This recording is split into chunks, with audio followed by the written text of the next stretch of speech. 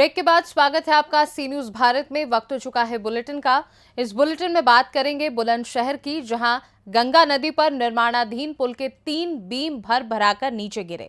आगे बात होगी छतरपुर की, जहां नाबालिग के पैर में गोली मारने वाले आरोपी को पुलिस ने किया गिरफ्तार।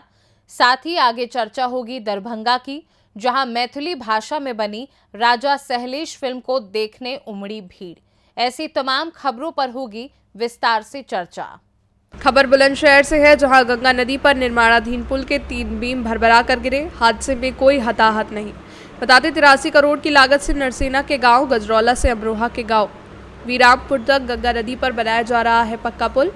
देर रात निर्माणाधीन पुल के 3 बीम भरभरा कर गिरे। लापरवाही को छिपाने के लिए बीम को गड्ढा खोदकर दबाने में जुटे कार्यदायी संस्था के कर्मचारी।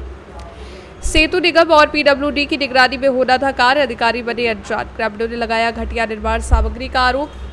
नरसेना में गंगा पर बनाया जा रहा है पुल। जैसा कि आप जानते हैं कि गंगा नदी पर ग्राम गजरौला में अमरोहा को जोड़ने वाला एक काफ़ी बड़ा गंगा जी पर पुल बन रहा था, जिसमें कल रात में 3 स्लैब डाले गए थे। वो 3 स्लैब गिर गए हैं और टूट गए हैं, क्षतिग्रस्त हो गए हैं। कोई जनहानि नहीं हुई थी। 11 बजे रात में डाल के काम ख़त्म हुआ था। उसके बाद मौसम ख़राब हुआ था और वो क्षतिग्रस्त हुए हैं। वहाँ कोई व्यक्ति नहीं था, कोई जनहानि नहीं हुई, किसी प्रकार का कोई घायल नहीं है। परंतु काफ़ी बड़ा पुल है और इसकी गुणवत्ता अच्छी होनी चाहिए। इसके लिए मैंने सीडीओ साहब की अध्यक्षता में एक कमेटी बना दी है जो जांच करेगी और अगर कोई दोषी होगा उसके विरुद्ध कड़ी कार्रवाई की जाएगी। यहाँ ये बताना उचित है कि ईपीसी मोड पे पुल बन रहा था और इसके गुणवत्ता की समय समय पर जाँच भी कराई जाती रही है। चूँकि कल ही 3 स्लैब डाले गए थे और रात में मौसम भी खराब हुआ है, तो ये सारा देखते हुए जांच कमेटी जो आख्या देगी उसके अनुसार कार्रवाई करेंगे। मौके पर सभी इंजीनियर्स मौजूद हैं और सारे लोग हैं। कोई पुल को कोई जो पिलर्स थे उनको कोई क्षति नहीं है। सर, गुणवत्ता के लिए कितने लोगों की टीम बनाई गई है? जैसे गुणवत्ता को लेकर सवाल उठ रहे हैं। उसमें सीडीओ साहब अध्यक्ष रहेंगे और एक एक्सीएन पीडब्ल्यूडी के रहेंगे और एक एक्सीएन सिविल इंजीनियर और भी रहेंगे, चाहे वो आरईएस के हों या सिंचाई विभाग के हों। उसमें जो भी सिविल इंजीनियर होगा उसको रखेंगे। हम लोग समीक्षा करते हैं, क्योंकि ये तीनों पिलर कल ही कास्ट हुए थे और कल मौसम खराब था, तो किन कारणों से गिरा है इस जांच का विषय है। बुलंदशहर से सी न्यूज संवाददाता अदनान इबाद की रिपोर्ट। खबर छतरपुर से है, जहां विगत 18 मार्च को छतरपुर के कोतवाली थाना अंतर्गत विश्वनाथ कॉलोनी में एक जन्मदिन पार्टी में एक नाबालिग लड़की के पैर में गोली मारकर घायल करने का मामला सामने आया था। सूचना पर कोतवाली पुलिस ने तत्परता से कार्रवाई करते हुए घायल नाबालिग को जिला चिकित्सालय में भर्ती कराया था। घटनास्थल के भौतिक निरीक्षण, पीड़िता और परिजनों और साक्षियों के बयान पर थाना कोतवाली में भारतीय दंड विधान की धारा, हत्या के प्रयास और विभिन्न धाराओं में मामला पंजीबद्ध किया गया। डीआईजी छतरपुर ललित शाकिवार, पुलिस अधीक्षक अगम जैन के निर्देशन में additional SP Vikram Singh, CSP Aman Mishra के मार्गदर्शन में सिटी कोतवाली थाना प्रभारी अरविंद कुजूर के नेतृत्व में गठित पुलिस टीम ने हत्या के प्रयास में नामजद आरोपी मंजू पटेरिया, उम्र लगभग 35 वर्ष, निवासी शुक्राना मोहल्ला बड़ा मल्हरा की हर संभावित एवं संबंधित स्थान में छापे मार कर कार्रवाई करने हेतु गिरफ्तार कर अभिरक्षण में लिया। पूछताछ के दरमियान आरोपी द्वारा जुर्म स्वीकार किया गया। आरोपी मंजू पटेरिया के पास से काले रंग की क्रेटा कार जब्त हुई है। साथ ही संबंधित आरोपी की तलाश जारी है। उक्त कार्यवाही में कोतवाली थाना प्रभारी अरविंद कुजूर, बाड़ा मल्हरा थाना प्रभारी कमल सिंह, बाजना थाना प्रभारी राजेश सिकरवार और पुलिस टीम भी महत्वपूर्ण भूमिका रही। बयान होगा कि 18 तारीख को करीब रात में 12-1 बजे के आसपास विश्वनाथ कॉलोनी में एक गोली चलने की घटना हुई थी, जिसमें एक बच्ची, नाबालिग बच्ची थी, जिसके पैर में गोली लगी थी। फायर आर्म्स का इसमें यूज़ किया गया था। ये भी एक बहुत ही गंभीर मैटर था। इसमें सभी सीनियर ऑफिसर्स हम लोग स्पॉट भी गए थे और इसमें हमारी एक टीम बनाई गई थी, जिसमें हमारे ये अमन सीएसपी और साथ में थाना प्रभारी, हम सब उस टीम में थे। इसका लेटर ऑन ज्ञात हुआ कि जो कुख्यात अपराधी है मंजू पटेरिया, जिसके लगभग बड़ा मलहरा क्षेत्र में 40 अपराध हैं और वहाँ का हिस्ट्री सीटर है, उसकी इन्फॉर्मेशन मिली कि बड़ा मलहरा क्षेत्र के कहीं वो जंगलों में है। तो टीम हमारी राउंड अप करके लेके आई, उसको अभिरक्षा में लिया। अभी पूछताछ की गई तो उसके द्वारा जुर्म स्वीकार किया गया है और इसके खिलाफ भी कड़ी कार्रवाई होगी और माननीय न्यायालय के समक्ष हम इसको प्रस्तुत करेंगे। इसके द्वारा बताया गया कि उस दिन कोई पार्टी वगैरह में थे ये और कोई तात्कालिक विवाद में गोली चली। छतरपुर से सी न्यूज संवाददाता कुलदीप सक्सेना की रिपोर्ट। खबर छिंदवाड़ा से है, जहां भाजपा के लोकसभा प्रत्याशी विवेक बंटी साहू पश्चिम कोयलांचल के पाला चोरई गुढ़ई नजरपुर जमगुंडा होते हुए शहर के मध्य में स्थित श्यामा प्रसाद मुखर्जी चौक पहुंचे, जहां भाजपा जनों और जनप्रतिनिधियों ने श्री राम तिराहा पर आतिशबाजी और पुष्पमाला से भव्य स्वागत किया। चौक पर नुक्कड़ सभा कर भाजपा की केंद्र सरकार द्वारा चलाई जा रही योजनाओं का उल्लेख किया। अपने उद्बोधन में विवेक बंटी साहू ने कमलनाथ और नकुलनाथ को घेरते हुए 40 साल से जिले को छलने का आरोप लगाया। सभा में पूर्व विधायक नथन शाह, नपा अध्यक्ष रमेश सलोड़े, जनपद अध्यक्ष सबिता भूसम, चुनाव प्रभारी राजू नरोटे, मंडल अध्यक्ष नवजीत जैन सहित भाजपा नेता, कार्यकर्ता और आमजन मौजूद रहे। छिंदवाड़ा से सी न्यूज़ संवाददाता वीरेंद्र अग्रवाल की रिपोर्ट। खबर दरभंगा से है, जहां मैथिली भाषा में निर्मित राजा सलहेज फिल्म दरभंगा जिले के रजनीश कॉम्प्लेक्स में चल रही है, जिसमें इस फिल्म के विभिन्न किरदारों को निभाने वाले कलाकार मौजूद रहे और दर्शकों से इस फिल्म का फीडबैक लेते नजर आए। फिल्म के कलाकारों ने बताया कि इस फिल्म को बनाने में लगभग 2 करोड़ रुपयों की लागत आई है। मैथिली भाषा में बनी इस फिल्म में आने वाली लागत अब तक की फिल्मों से कहीं ज़्यादा का आकलन किया जा रहा है। इस फिल्म को राजा सलहेज के किरदार पर बनाया गया है। इस फिल्म के लेखक का कहना है कि ये फिल्म दर्शकों को पसंद आती है, इसका फीडबैक बहुत अच्छा आता है, तो इस फिल्म का पार्ट 2 भी बनाया जाएगा। इसमें मुख्य किरदार में प्रिय रंजन, दिव्या, प्रियंका, ममता शर्मा, नवीन चौधरी, विकास कुमार, रोहित गुप्ता, संतोष अमन, मंगलानंद, प्रीति, प्रदीप आदि उपस्थित रहे। में किस तरह का मैसेज दे रहे हैं आप लोग? अभी यहाँ पे मैंने सुना है कि और मैं बहुत खुश हूँ कि मेरी पिक्चर बहुत अच्छा हम लोग चाहते हैं डेली बाई डेली बहुत अच्छे, मतलब हम लोग प्रचार में लगे हुए हैं कि पिक्चर बहुत अच्छे से सब लोग देखें, और जो लोग नहीं देखे हैं तो आप लोग जरूर आइए तो पिक्चर देखें। कितनी जगहों पर रिलीज होना है? कितने जगहों पर रिलीज हो रहा है? ये फिल्म लगभग अभी हम लोग इंडिया में रिलीज कर रहे हैं, बिहार साइड में, दिल्ली में भी रिलीज हो रहा है, और हम लोग चाह रहे हैं कि और भी हॉल हम लोग बुकिंग कर रहे हैं और रिलीज करने के लिए। जिस प्रकार से भोजपुरी फिल्म नए दिन एक आयाम को छू रहा है, ये मैथिली है, कितनी हद तक ऊपर जा सकता है आप लोग के प्रयास से? हम लोगों ने ऐसा फिल्म बनाया है और स्टार्टिंग किया है। स्टार्टिंग में हम लोग का मतलब इतना अच्छा, सब लोग कमेंट कर रहे हैं कि बहुत मैथिली में फर्स्ट टाइम इतना अच्छा मूवी बने हैं, तो आशा करते हैं कि बहुत अच्छा नाम होगा इस पिक्चर का, और लगभग इस इंडस्ट्री को हम लोग बहुत अच्छे तरीके से खड़ा करेंगे और बहुत अच्छा पाएंगे। इस फिल्म में आपका क्या रोल रहा है? इस फिल्म में मैंने चंद्रावती का रोल किया है। क्या मैसेज देना चाहते हैं समाज को? हम लोग ये मैसेज देना चाहते हैं समाज को कि ये जो हमारा जो धार्मिक राजा सलहेज को एक देवता मानते हैं, और देवता है हम लोग का राजा, वो जो 7 जात से है, लेकिन ये जाति पाति भेदभाव ऐसा कुछ नहीं होता है, सब इंसान है, हम लोग का खून एक ही कलर का है, और वीरता आपने मन में रखिए, और हम जय मिथिला जय मैथिली को आगे बढ़ाइए, और हम लोग क्या नाम हुआ? मेरा नाम पूजा ठाकुर है। समाज को मैं यही मैसेज देना चाहता हूँ कि जो समाज है वो इस फिल्म को आकर के देखे, और देखने के बाद जो जाति की जो ऊंच नीच की जो भाषाएं हैं वो इस फिल्म को देखने के बाद उनके जो मन में जो चलता है ऊंच नीच का भेदभाव वो चला जाए। इस फिल्म को जरूर देखें। उसमें आपका क्या रोल रहा है? इस फिल्म में मेरा जो राजा सलहेज होता है उसका छोटा भाई बुद्धेश्वर कैरेक्टर है, मैंने जो बुद्धेश्वर का पात्र किया। क्या नाम? मेरा नाम रोहित गुप्ता। कि राजा सलहेज पे मुझे फिल्म बनाना है, उनकी जो इतिहास थी, स्टोरी थी, इसको आपने किस तरह से चुना, कहाँ से लिया है?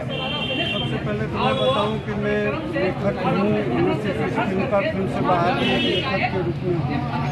इस देश के सबसे बड़े पुरस्कार साहित्य अकादमी पुरस्कार गीत फिल्मों के लिखता रहा हूँ, कहानियाँ भी लिखता रहा हूँ। इस फिल्म को लिखने के पीछे ये है कि और अपने देश की जो सामाजिक स्थिति है, जात पात की स्थिति है, एक ऐसी कहानी हम लिखना चाहते थे फिल्मी पर्दे पर कि जिससे जात पात का बैरियर टूटे, जात पात जो समाज में है, और इसके लिए हम एक अपनी आइडेंटिटी को तलाश रहे हैं। मिथिला की आइडेंटिटी या तो सीता से बनती है या फिर सलहेज से बनती है। सलहेज जो दबे कुचलों के नायक थे, शोषित पीड़ितों के नायक थे, उनको लेकर के कहानी बोलने का मन में आया। इसके लिए हमने एक कहानी की रूपरेखा बनाई और अपने डायरेक्टर संतोष बादल जी से इसके बाद की चर्चा की, ये करना है। फिर इसके लिए डॉक्टर सीएम झा जो फिल्म के प्रोड्यूसर नहीं हैं, उनसे कहा कि 1.5 करोड़ से कम में नहीं बनेगा, हम एक बाहुबली फिल्म बनाना चाहते हैं और सलहेश को लेकर बनाना चाहते हैं। उन्होंने भी कहा कि ठीक है, जितना पैसा लगे बढ़िया फिल्म बनेगी। फिर हम लोग लगे, फिर इस कहानी को विस्तार किया। कहानी में हमारे पास चुनौतियाँ ये सब थी कि इस फिल्म में कई हमारे समाज में सलहेश को लेकर कई तरह की भ्रांतियाँ हैं, कई तरह के मान्यताएँ हैं। किताब कुछ कहता है, कोई कहता है कि सलहेश की माँ का नाम मायावती, कोई कहता है कि उनकी माँ का नाम मंदोदरी है, कोई कहता है ये 5वीं 6वीं शताब्दी में हुई, कोई कहते हैं 6वीं शताब्दी में हुई, कोई कहते हैं इनका जन्म कमल के पात पर कमलदह पोखर में हुआ, कोई कहता है ये 40 मन के उनकी केथरी हुआ करती है। ये सारी लोक मान्यताओं की रक्षा करते हुए कि ताकि सलहेश के प्रति जो लोगों की धारणा है वो कैसे सुरक्षित रहे, ये एक चैलेंज है। लेखक के तौर पर हमने इस चैलेंज को स्वीकार किया। मालिन बहनों का क्या योगदान है समाज में, ये सब लिया और इस सब को लेकर के किसी की भावना ठेस न पहुँचे, ये करके हमने ये फिल्म बनाई। अब ये फिल्म जब बन गई है और आप सबको अच्छी लगी है, दर्शकों को इसका रिस्पॉन्स अच्छा अगर आएगा, तो मैं आप ही के चैनल के माध्यम से ये कहना चाहूँगा कि फिल्म के अंत में हमने एक सीक्वेंस ये छोड़ दिया है जहाँ लिखते हैं कि फिल्म खत्म हो गई, संतोष बादल डायरेक्टर हैं। उसके बाद हमने मालिन बहनों को अलग से दिखाया है किरदार में। इसका मतलब ये है कि अगर आप लोगों का रिस्पॉन्स अच्छा रहे तो हम इसका राजा सलहेश का पास। क्या नाम हुआ सर? मेरा नाम अजीत आजाद है। राजा सलहेश की भूमि को दर्शाया गया है और राजा सलहेश के बहुत सारे ट्रैक हैं। हम लोगों ने एक ट्रैक जिसपे की फिल्म बनाई जा सकती थी, राजा सलहेश और मालिन बहनों का जो समाज के प्रति कर्तव्य था, उनके जो रिलेशन थे, उनकी जो रीति थी, जिस प्रकार उन्होंने पूरा शोषित और गरीब लोगों को उन्होंने एक मैसेज दिया मिलजुल कर, वो ट्रैक हमने इस फिल्म में दिया है। और उनके मिलन और मालिन बहनों के जुदाई तक पूरा ट्रैक को अपनाया।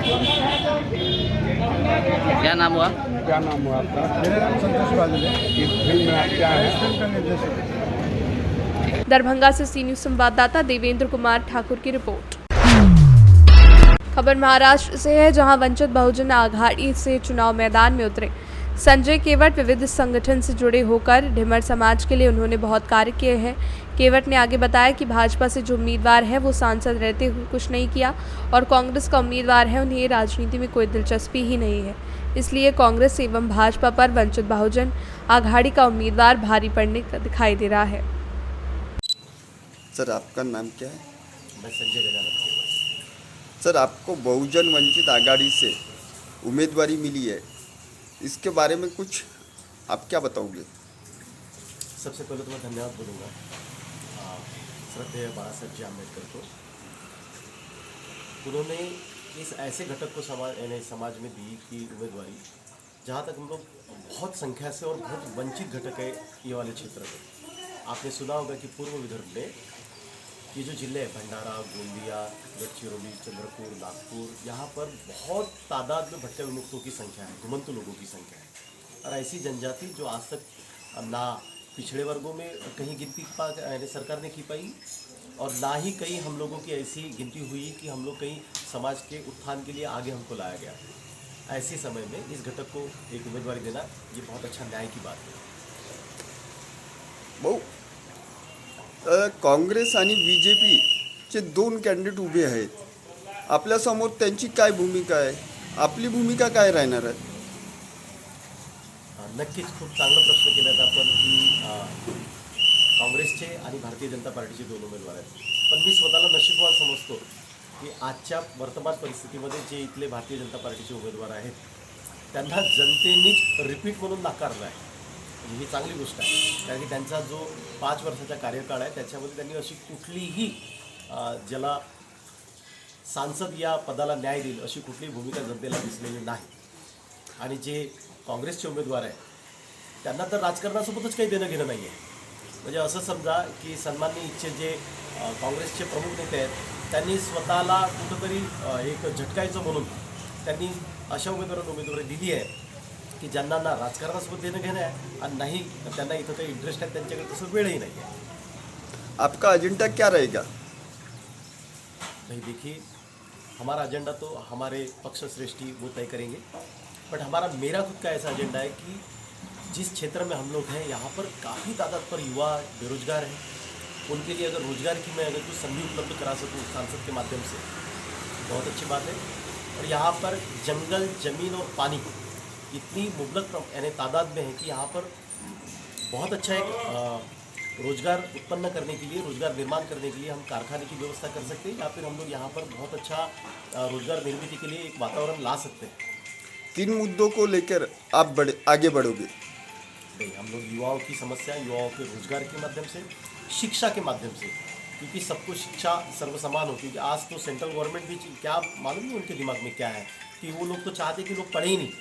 शिक्षा को इतनी महंगी की हुई है, और शिक्षा को जहाँ पर एक गवर्नमेंट की जो स्कूल है, जिला परिषद की स्कूल है, ये तो खुद महाराष्ट्र की गवर्नमेंट चाहती है कि वो स्कूलें बंद हो। भाई जिस फुले शाह अम्बेडकर की चळवळ ने जो कि शिक्षा के लिए महात्मा ज्योतिबा फुले ने तो शुरुआत की है, मेरी आई माँ सावित्री ज्योतिबा फुले ने तो अपनी की बाजी लगाकर, जान की बाजी लगाकर हम लोग सब शिक्षा से यानी वंचित ना रहे, इसके लिए उन्होंने स्कूल की निर्माण किया था। और आज की सरकार तो गवर्नमेंट की स्कूलें बंद करना चाहती है, ये बहुत ही निंदनीय बात है। कांग्रेस और बीजेपी को आप लड़त दे पाओगे? निश्चित, हमारे यहाँ तो लड़त ही डायरेक्ट वंचित घटकों से शुरू हो जाएगी। ये तो आपने बहुत अच्छा सवाल किया, और मैं जनता को इसी माध्यम से बताना चाहूँगा कि जो भारतीय जनता पार्टी के उम्मीदवार हैं वो 5 वर्ष में सक्षम नहीं रह पाए, और जो राष्ट्रीय कांग्रेस के उम्मीदवार हैं उन्हें राजकारण से कोई इंटरेस्ट नहीं और कोई लगाव नहीं है। तो इसलिए मैं निश्चित ही वंचित बहुजन आघाड़ी के माध्यम से सर्वसामान्य जनताओं की प्रश्न को लेकर निश्चित में बहुत अच्छी लड़त दे पाऊंगा। भंडारा से सी न्यूज़ संवाददाता निश्चल येनोरकर की रिपोर्ट। फिलहाल के लिए इस बुलेटिन में बस इतना ही। वक्त है एक छोटे से ब्रेक का। ब्रेक के उस पार हम आपको और भी तमाम बड़ी खबरों से करवाएंगे रूबरू।